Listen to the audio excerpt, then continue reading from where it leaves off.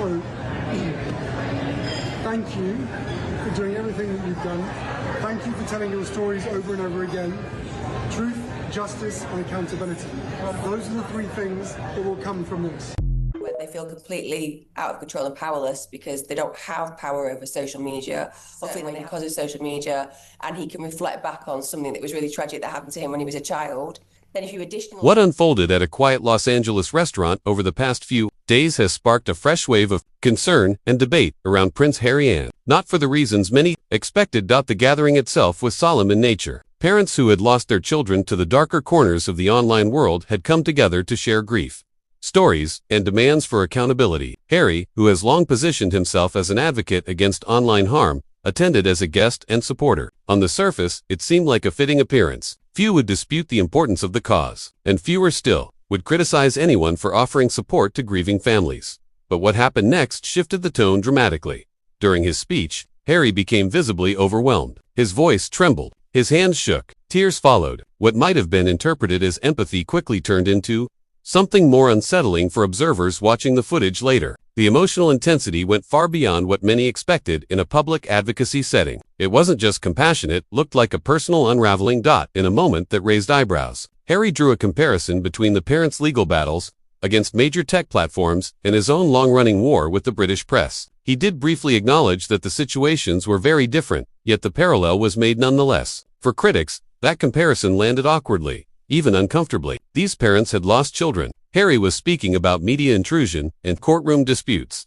The optics were difficult to ignore. Commentators questioned whether this was the right space for Harry to revisit his personal grievances. Others wondered whether the speech revealed something deeper, a man under immense pressure, struggling to separate his advocacy work from unresolved personal trauma. The emotional display wasn't staged or performative. It appeared raw, uncontrolled, and deeply personal.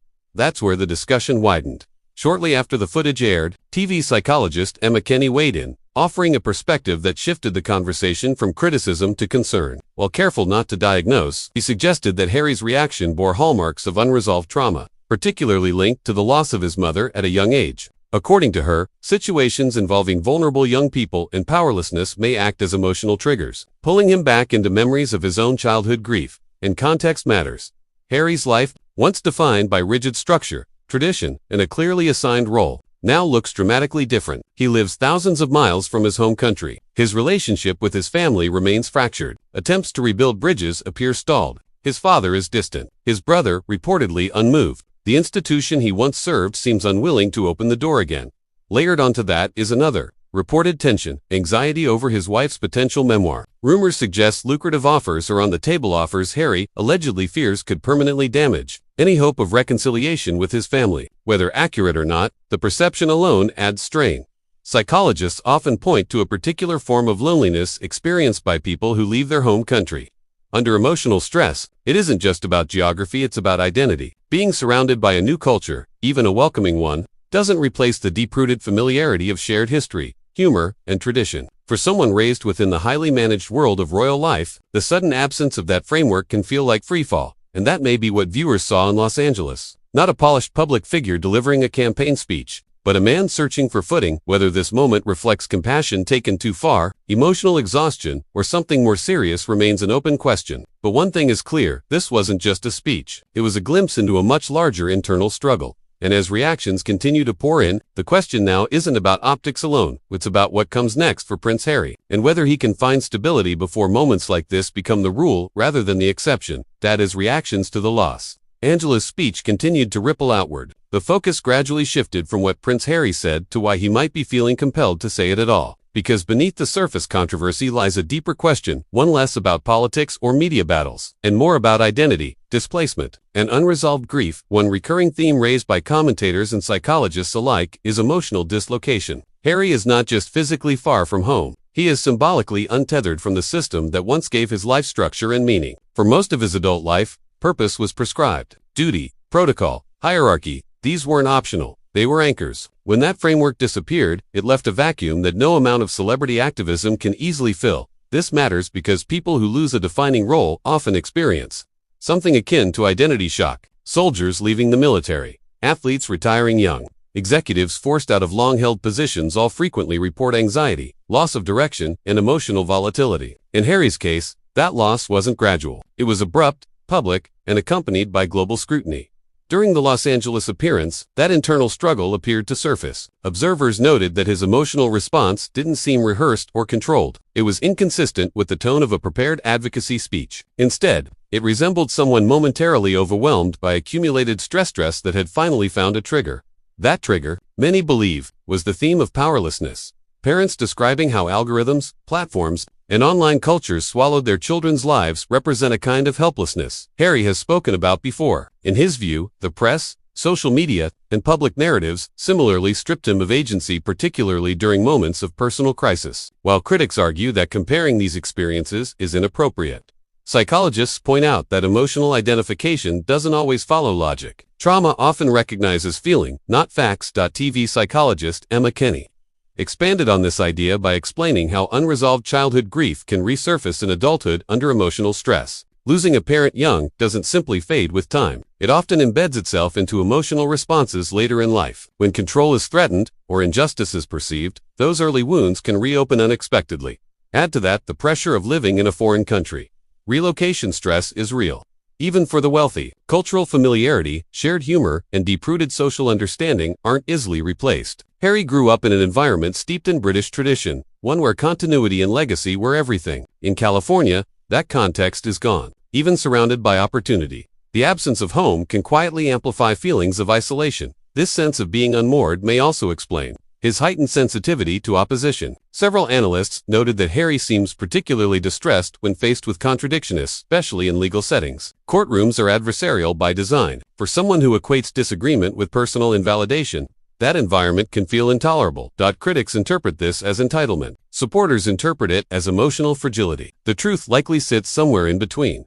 What complicates matters further is the perception that Harry's professional path lacks clarity. Outside of legal battles and advocacy work, his public role appears fragmented. Projects have launched, stalled, or quietly faded. Each perceived setback adds to the narrative of a man struggling to redefine himself beyond the title he left behind. Importantly, none of this negates responsibility. Empathy doesn't erase accountability, and understanding emotional distress doesn't mean excusing mistakes. The comparison made during the speech was widely seen as poorly timed. That criticism stands, but the broader picture suggests something more human than manipulative. A man navigating grief, displacement, and identity loss under a microscope. Whether Harry can recalibrate finding a balance between advocacy and self-awareness will likely determine how future appearances are received, because moments like this don't exist in isolation anymore. They stack, they compound, and they shape perception.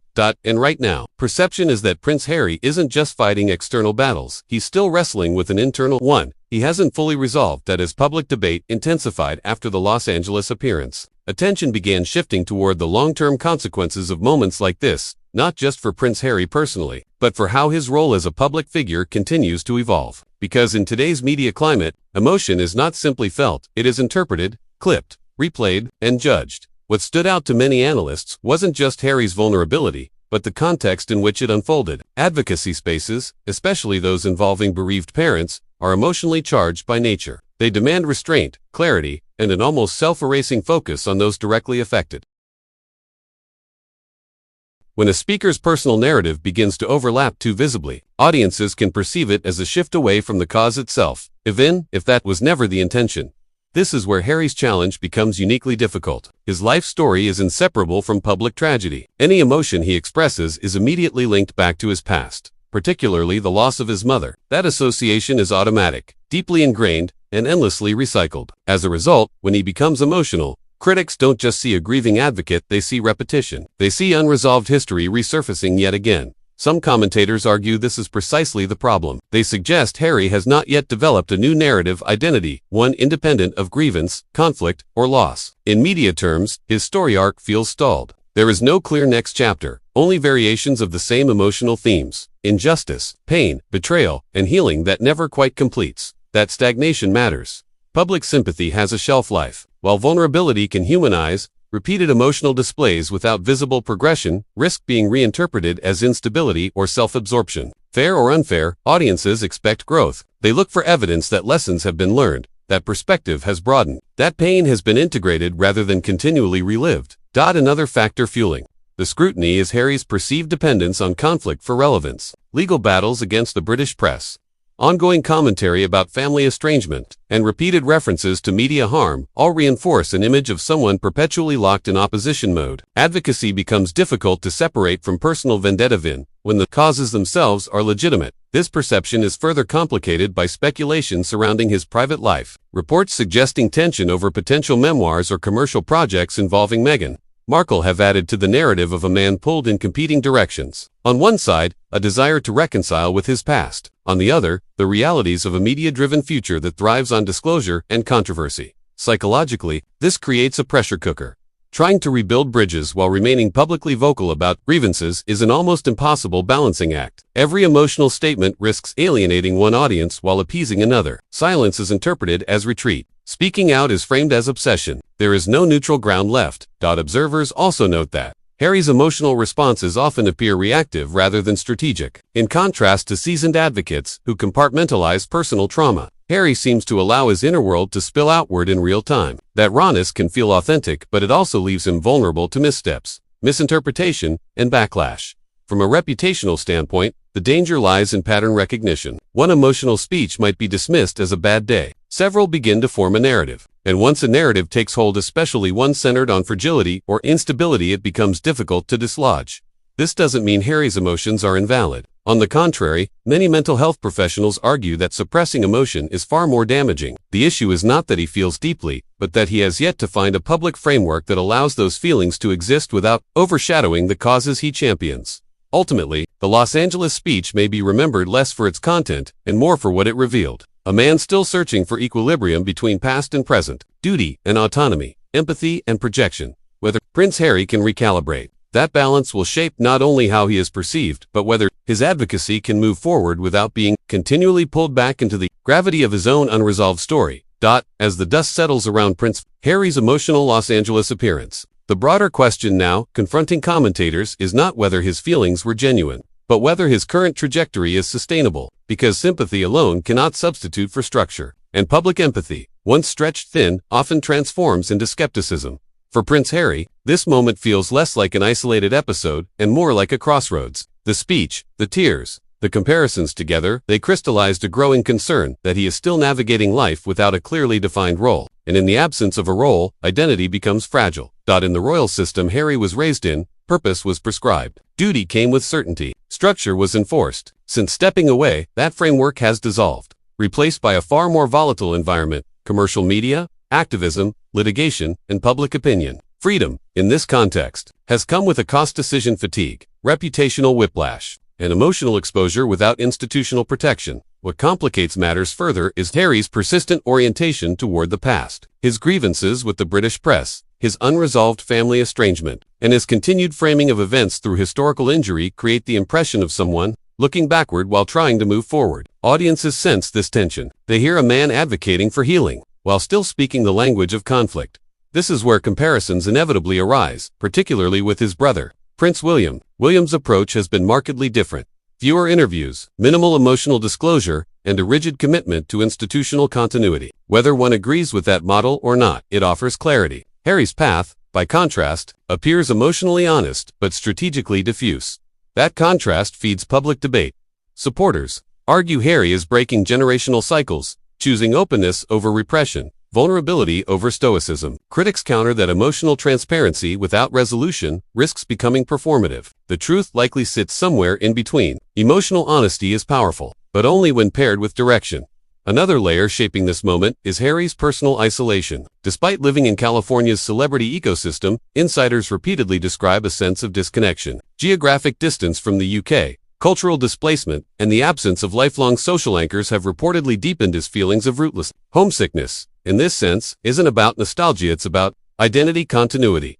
That yearning is evident in how frequently home enters the conversation, not just as a place, but as a psychological anchor. Britain represents familiarity, shared memory, and emotional shorthand, things that cannot be replicated, no matter how supportive one's current environment may be. Yet returning is not simple. Reconciliation requires restraint, patience, and above all, and silence has not been Harry's strongest tool. Every interview, every court case, every public comparison adds another layer of complication. Even expressions of pain, when repeated, can harden positions rather than soften them. Then, there is the question of partnership. Speculation around professional ambitions involving Meghan Markle continues to fuel narratives of internal tension. Whether fair or not, the perception persists that Harry is torn between protecting the possibility of familial repair and supporting a media-forward future built on storytelling and disclosure. That tension, if unresolved, inevitably leaks into public behavior. Psychologically, this is a classic bind: loyalty versus longing, independence versus belonging. What made the Los Angeles speech so striking is that it exposed this bind without resolving it. Harry wasn't just advocating for grieving parents, he was, in many ways, revealing his own unresolved grief, not only for his mother, but for the life structure he once had, the clarity he once knew, and the identity that once came with fewer choices. The danger now is narrative entrenchment. If each public appearance reinforces the image of a man overwhelmed by emotion and haunted by the past, that becomes the lens through which all future actions are interpreted. Advocacy risks being overshadowed, intent risks being questioned. Even well-meaning efforts can be dismissed as extensions of personal struggle. And yet, this moment also contains possibility. Acknowledgement is often the first step toward recalibration. Harry still has the opportunity to redefine his public role not as a man at war with institutions, but as one who has integrated his past and moved forward with measured purpose. That would require fewer comparisons, less litigation-driven rhetoric, and a clearer separation between personal pain and public cause. Ultimately, the question isn't whether Prince Harry is suffering, that much is evident. The question is whether he can transform that suffering into something stable, constructive, and forward-looking without continually reopening the wounds he claims to be healing. Because the world isn't just watching his emotions anymore, it's watching to see whether he can finally move beyond them.